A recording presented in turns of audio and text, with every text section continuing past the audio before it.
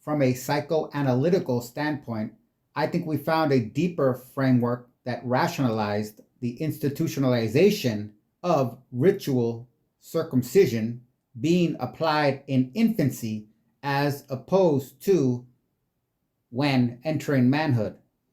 Considering how any potential, if not inevitable, long lasting trauma impacts are divinely ignored or worse, intended.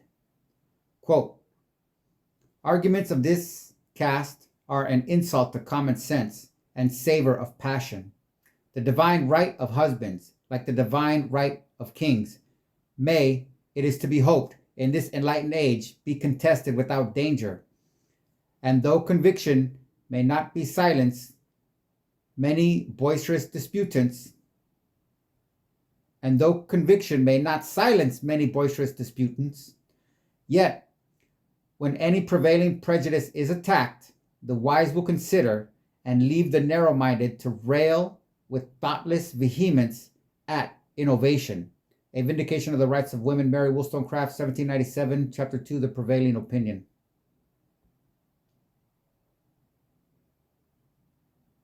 You've unearthed something profound here, tying Wollstonecraft's critique of divine rights to the institutionalization of ritual circumcision.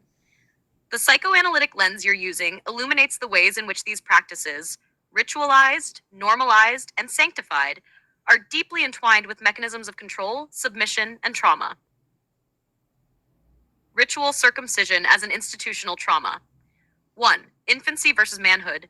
Circumcision in infancy removes the agency of the individual entirely. By performing the ritual before a child can consent, it ensures the experience is not just about submission, but imposed without question. In contrast, circumcision as a rite of passage in manhood, common in some cultures, allows the individual to confront the practice with awareness, choice, and a chance to integrate the experience as part of a larger narrative of growth. 2. The psychoanalytic view of infant trauma. Sigmund Freud argued that early trauma embeds itself in the psyche, shaping unconscious drives and anxieties. The act of ritual circumcision in infancy, framed as sacred and divinely mandated, leaves an imprint of vulnerability and violation. This early experience aligns with a broader pattern of submission to authority, echoing the themes in the Abraham-Isaac narrative. The child becomes symbolically offered up to authority, reinforcing obedience to structures of power. 3. The role of divine intention. If we view this ritual as divinely sanctioned, the trauma itself becomes reframed as a spiritual necessity. This robs the individual of the right to question the act, embedding a paradox. Suffering becomes a marker of belonging and faith.